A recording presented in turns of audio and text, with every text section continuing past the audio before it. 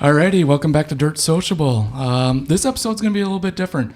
Much like when we had Michaela on talking about marketing and such, this one's going to be, we're joined by Scott Pettigene, which is a tax consultant.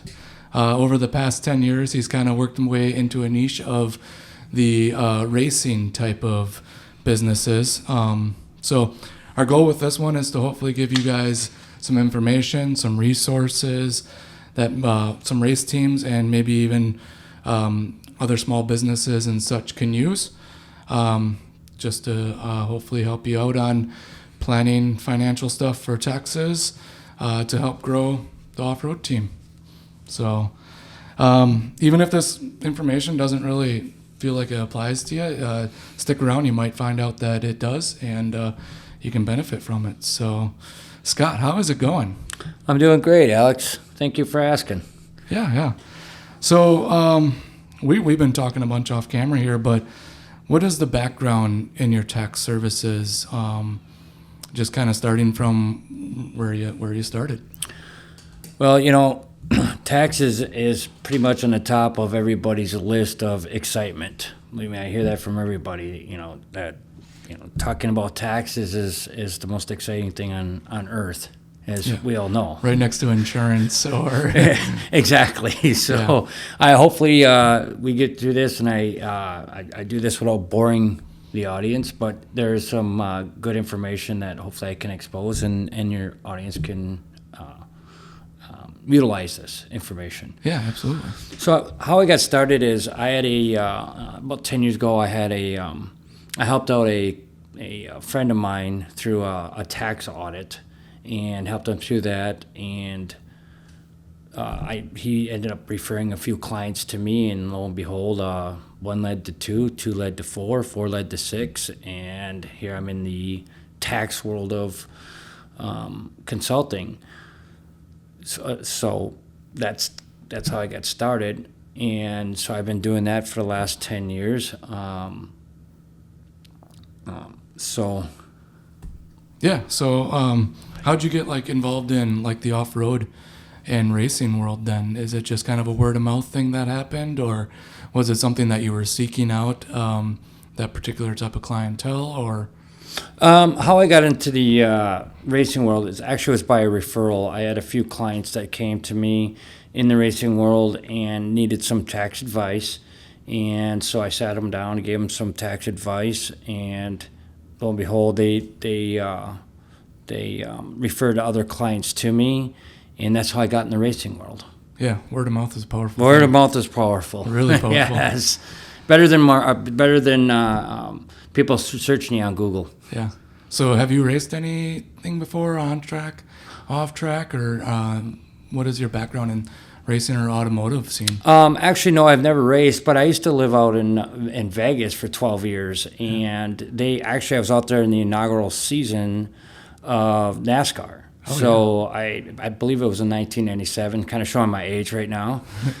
And so I had an opportunity. I won a couple tickets and got to go to my first NASCAR race, and boy, that was amazing. Just amazing out there. The track is a beautiful track.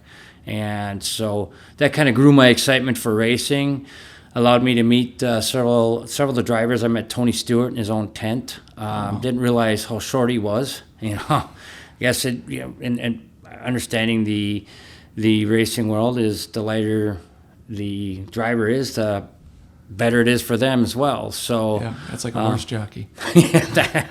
That's correct. Tony was, again, we got a chance to have autographs. He talked about his background in his racing and so forth. So that led into then I got to meet Carl Edwards at one of a second race that I went to, and I believe he had won the race. So I was there when he did. I believe he did backflips. So he did one when he won, and then he did one when he went in the pit area. Yeah. So that was pretty cool.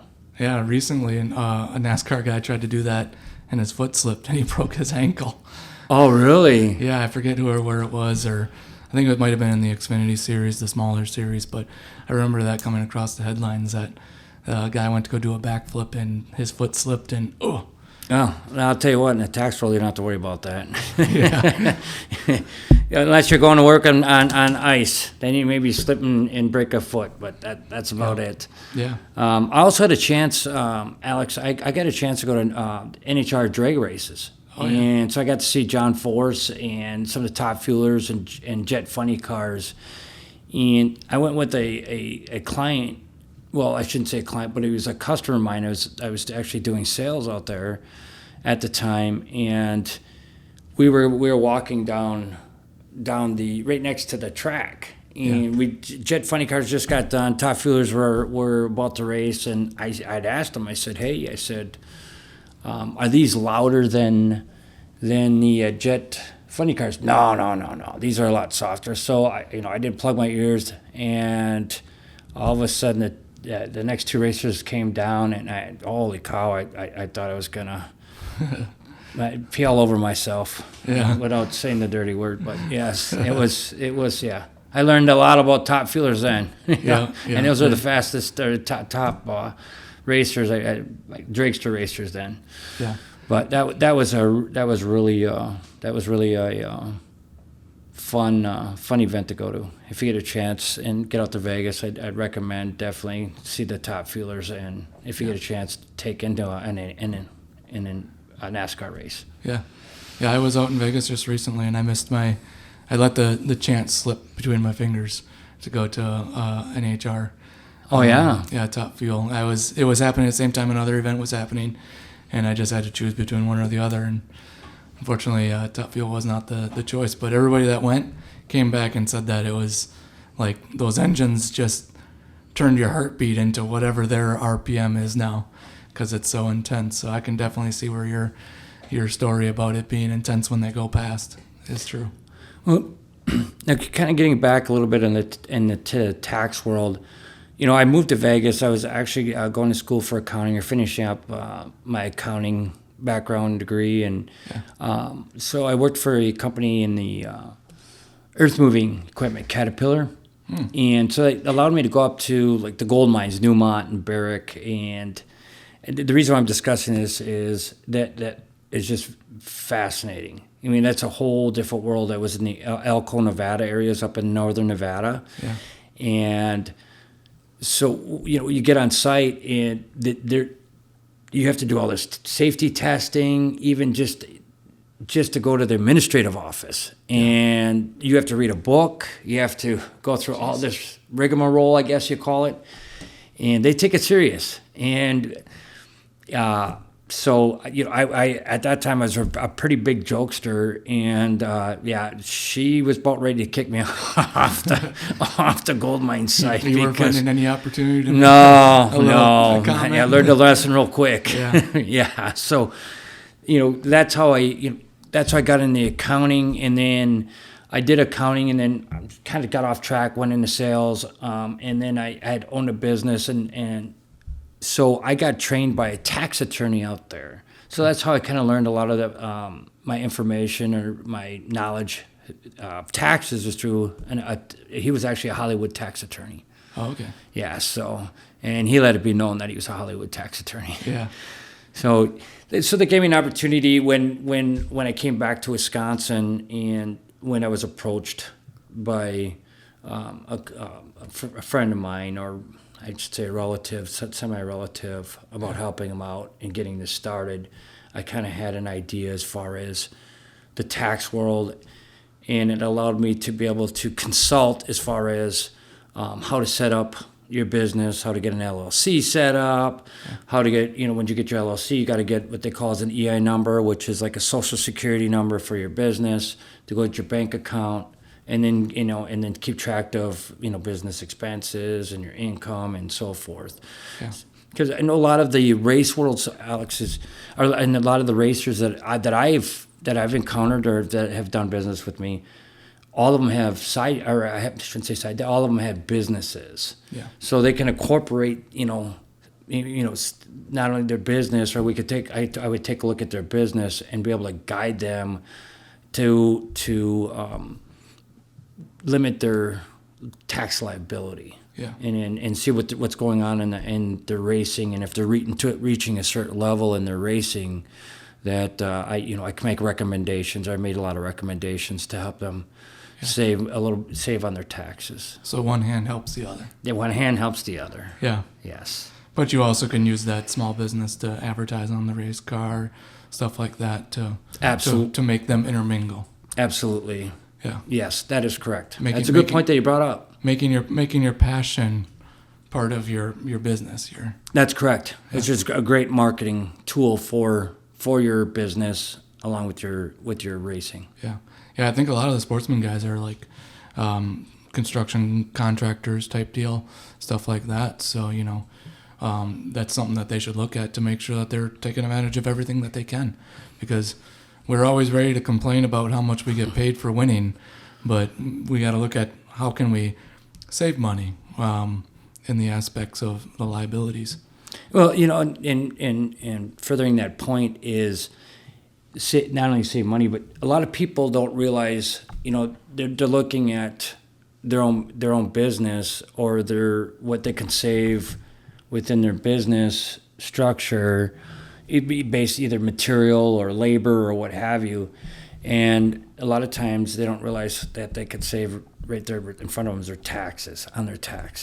Yeah. We can do, there's so many avenues that as a business, as a tax consultant, that we can guide you in helping you out in that aspect. For the teams that are watching, is there like a black and white way to figure out if you need professional services or not? Is there kind of like a line, or is it just get consulted, see what can be helped out for you, or if that possibly the business is too small or just doesn't align with any type of racing? That's a great question. I guess with me, I like to difference myself in that aspect where I don't think really being any too small or too big. It's always helpful to get that consulting or get that feedback from a tax consultant to say, hey, well, where can I grow, or what can I do here, or can I do this, or can I do this, or what do I need to, what else do I need to do? Yeah, absolutely. Yes. Yeah. So there really isn't a cutoff with me. There might be in other tax places, but myself, no. Okay. If I can to be honest with you, if I had the time and I could give everybody tax advice or tax consultant advice, I would. But just isn't enough time in a day. So yeah, the clock eventually runs out. That clock goes all the way around again. That's right. And there's time that, unfortunately, our bodies have to sleep. I've challenged it, but unfortunately, the body still has to sleep, too. Oh, I have to. But I was a lot younger when I challenged it. Yeah. Now, as you get older, it doesn't work that way. It just lets you know. No, it just lets you know. Yeah. When you're done, you're done. Yeah. So, in those younger days, I was just thought of this, too. Our paths have kind of crossed. You were a hockey player for the same team that I was off-ice help, I would say. Yes. Not during the same years, though, but just the same team. Well, I appreciate that. Yes, actually, that's what I grew up. That was my passion. I was a hockey player. Yeah. So, I've got that bullheaded stubbornness, mentality, but off the ice, we're pretty much teddy bears. Most of us are. Yeah. We don't like to admit it, but we are. Yeah. But, yeah. So we're brawlers.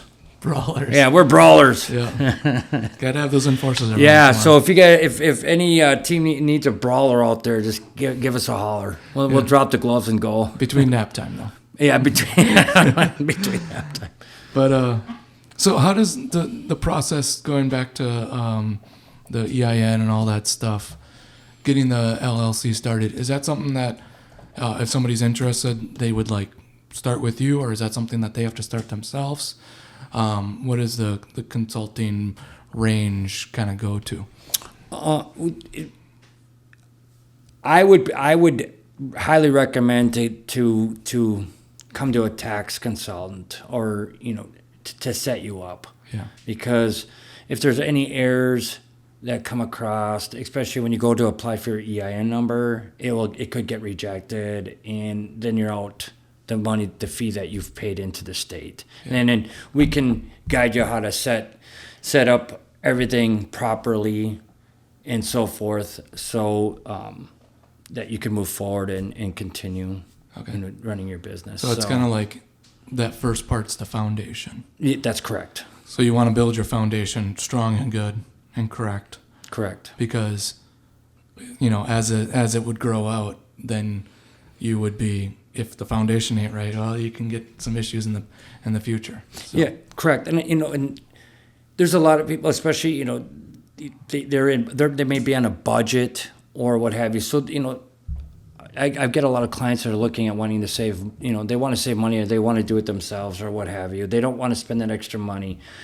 You know, I really, truly highly recommend when you're getting your business set up and so forth, you know, I come across a lot of clients that, you know, they'll put their income on a piece of paper or expenses on a piece of paper, or sometimes a spreadsheet isn't bad, but get an accounting program, because you know, that gives you everything that you need, you know, in case if there's an audit, you know, if you were to get audited by the IRS, everything's right there at your fingertips.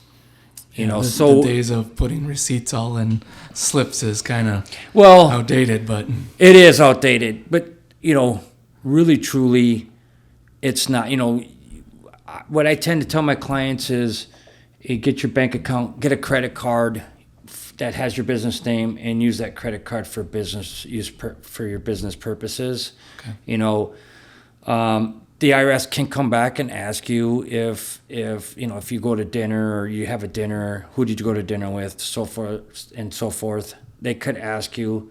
Most likely, you're going to remember. Yeah. Until you get to my age, then you forget. Then you might want to go back to the old-fashioned receipts. Start writing it down. Yeah, start writing it down. Take pictures of it. There's a great example. Take pictures of it. You know, nowadays with everything, you can take pictures and downloads right away for you. So. Yeah. So is that something? Is all this like a decision that's typically made in the first of the year, or is it, say, somebody, you know, it's already the end of the season for the off-road guys, but for other small businesses and stuff, we're approaching the end of the year here when we're recording this. Is this something that has to be decided at the beginning of the year for that coming year, or is it something that you can do midstream? You can do at any time. Okay. Except for like if you get towards the end of the year, a lot of times I'll say, hey, look, let's just finish the year out with what you have, because we can run as a sole proprietor under your social security number. Okay. And I'll get into this here in a second. And then we'd start January 1st. But for most part, you can start at any given year. Yeah. So, and I want to talk a little bit about the difference in when you set up your business of, you know, a sole proprietor to an LLC to an S corp. I don't really get into too much C corps. That's kind of where your bigger corporations come into effect, like your Walmarts or your Subways, or, you know, these big corporations. But as a sole proprietor, you can run under your social security number and run a small business that way. The problem with that is you have no protection. So if somebody were, say, if you know you're driving a vehicle, someone were to sue you or sue your or you do something that happens in your business and you were to be taken to court, you're open to everything you own. Yeah. Is taken to court. They can go after everything you own. You go to an LLC, which I always recommend my clients, hey, get an LLC. You're protected by that LLC. Okay. So the liability purposes, you are protected. So if somebody takes you to court, your personal stuff is protected. Yeah.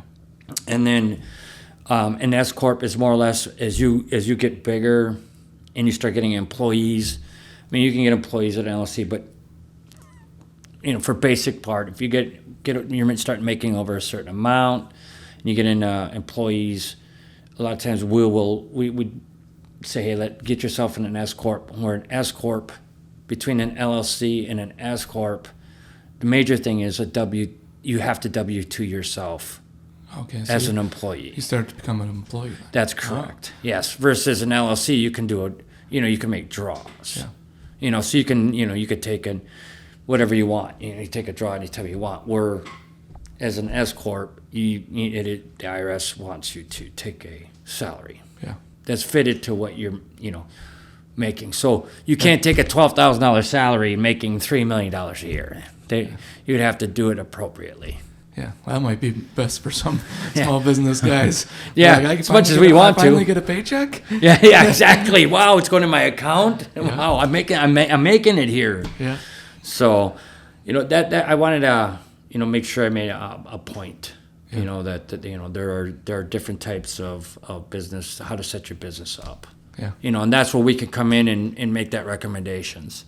Yeah. And then I take it a step further. So I have like a team where, my best is networking. That's how my foundation was built, was all networking.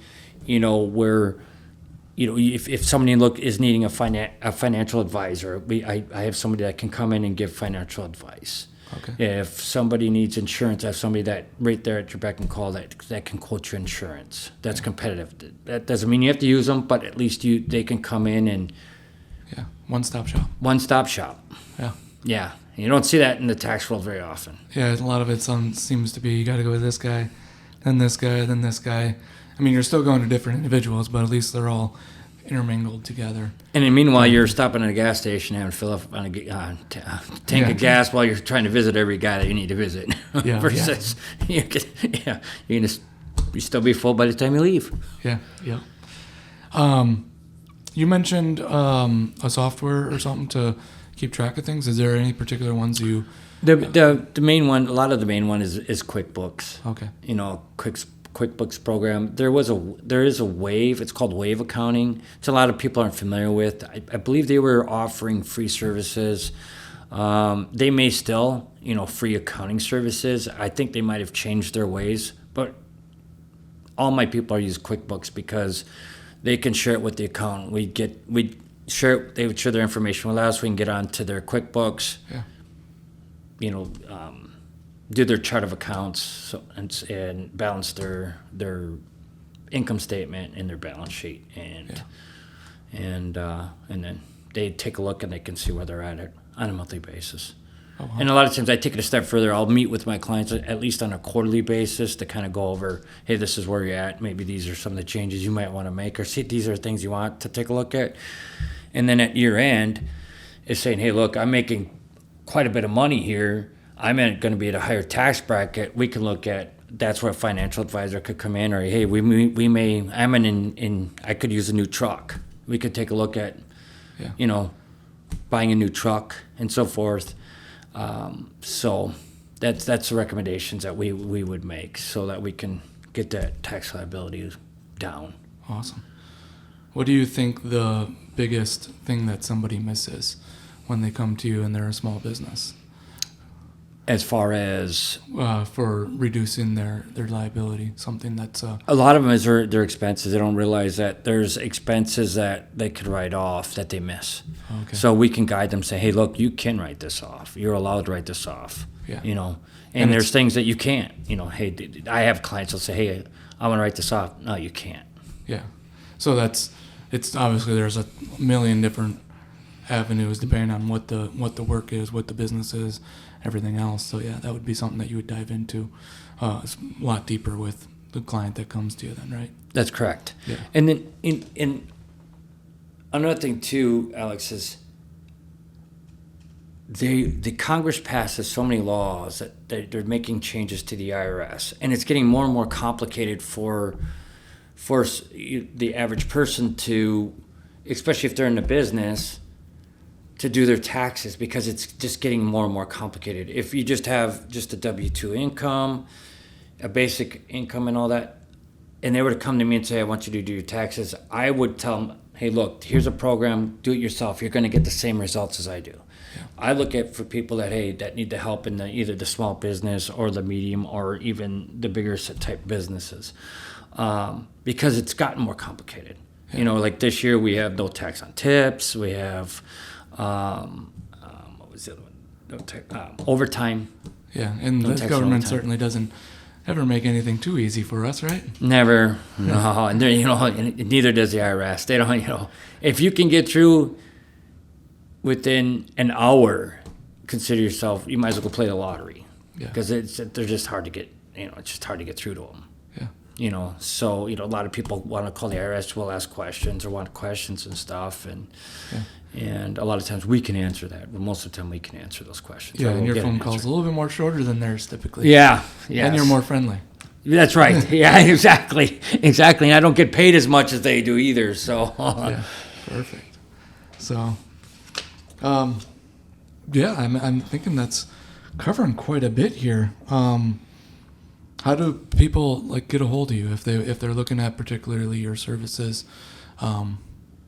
if they go to opulent.solutions.hereforyou@gmail.com, that's the name of my business. That's my email. That's typically what it's easier for somebody to email me. Oh yeah. And then if they have a question or whatever, they can set up an appointment, come and see me. I give out free consultation. It's a free consultation, guide them, and it's their decision what they want to do. Awesome. So, little off-road talk. You've been to a few Yeah. races. All the fun stuff. What do you prefer, Pro 2 or Pro 4? Well, my heart's far towards the Pro 2, and there's a reason why. I have some people that I follow in the Pro 2. Yeah. It's always fun when you're cheering for somebody. Exactly. You're cheering for somebody, and the fan base or not the fan, the team. Yeah. So yeah, makes it a little bit more fun. Awesome. Especially if they're winning. Yeah. And you're part of that, and they make you part of it. Yeah. That's the best part. They make you part of it. It's like, wow, I'm part of the team. It's just because of being on this side. Yeah. So you've been to which tracks have you been to? I've been to Crandon, Oh, really? Okay. Lena, Was it Crandon spring or Crandon fall? Fall. Fall. Okay, that's the Yeah, same. where the championship is. Yep. Yep. And then I've been to Lena a couple times, and I want to get to Bark River Yeah, Parker. because that's in Michigan. Yep, Upper Yeah. Michigan. Yeah, it's actually, if you're in the Green Bay area, that's actually closer than Crandon. Oh, it is. Yep. I have some relatives that live up in Menominee, so Yeah, it's just Yeah. past there. Yeah. yeah, that's what they said. So Yeah. I do want to get up to Bark River, Yeah, that's always a great time there.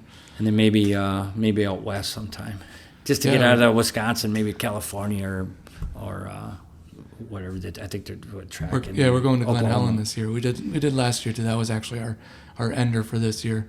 It's going to be the ender for this coming year as well. Was that in California then? Yep, So you were road tripping again then, huh? Oh yeah, we're road tripping again. And Wheatland. Wheatland's that's Missouri, so Oh, really? that's a bit of a road trip too. Yeah. That one's a fun track too. That one's got dirt oval and drag strip at it, a boat racing pond all at it. Oh, is and that the- all in the same track And area? the off-road track. Yep, it's all on the same facility grounds.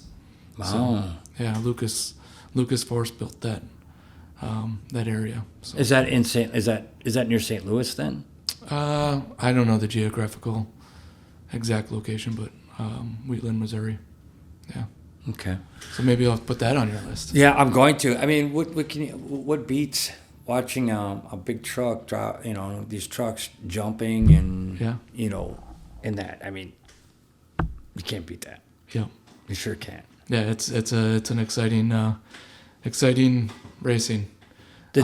Much like the drag race and stuff, it's all that noise is still going through you, and it's exciting to watch. Well, the talent. Just the talent. It's a lot of these guys. All these guys are the talent that they have. Yeah. I have a sports car myself, and actually I got it up to 144 miles an hour on the highway. In Mexico. We'll In say. Mexico, yeah. Yeah, in Mexico. Yeah, it's a good point. Yeah, in Mexico. Yeah. But yeah, and that's nothing. A lot of these guys. I mean, just how they turn. There's no way. I mean, Yeah, our speeds aren't 140 some, but it's going through the air at 90 and 80 and all that other fun Yeah, stuff. but I'm going straight. You Yeah. guys are turning. I'm just going straight. That's a lot easier. Everybody can just go straight at 144 miles an hour. But if I were to turn, forget it. Even at 90, you probably forget it. Yeah. You know, just because the way you have to turn your wheels and, yeah. Yeah. So another off-road question. Who do you think is the best driver out there? And for Any Pro Tour, class. I think Greaves is. Which one? We got 4 of them out there now. 4? Yeah. I know John, CJ, Johnny, CJ, and Kyle and Jesse. Oh, Jesse. That's right, Jesse. Kyle. Going Kyle? Yeah. Okay. And then Kyle. Yeah. Yeah. Yeah, CJ just got done winning his 10th championship. Oh, no over kidding. in Pro 4 and over 200 wins. But, yeah, Kyle's got some accolades up there, too. Well, it's exciting that he got an opportunity to go into Pro 4 last year. Or was it last year? He filled in, actually. Yeah, filled in. This last year and the year before, or was it 2 years ago, when John got injured. Yes. Yep. Yeah, and he did really well. Yeah, John tends to give those opportunities to a lot of people. Maybe I'll get my opportunity one of these days, huh? Yeah, you got to sign up, Yeah. I guess. Put me in a goal cart, probably. Yeah. Yep. Well, unless you have anything else to add, I mean, it's great talking to you and getting this information out. But anything else you want to click in on this? Not that I can think of. I think we went over quite a bit. Yeah, and obviously we kind of just briefed over the whole tax stuff. Obviously, as somebody comes in and gets consulting done, it's gonna start with this narrowness and open up, and there's gonna be a lot more information that comes once you find out the type of business, type of advertising, type of everything else. So, we tried to cover as much as you can, but it's a huge topic. It is a huge. We try to cover pretty much a lot of the basics. The basic about taxes and stuff. But as you said, there's a huge book of IRS stuff that. Yeah, and they keep on adding to it. They just keep adding to it. Yeah, and it's too hard for. I've always said like we had the marketing lady on and Michaela, and then there's also the social media posting stuff. It's all like individual jobs, a part of a race team, and this is another part of an individual job. Like it's too hard for the driver or team principal to try to manage all those jobs and do those jobs at once.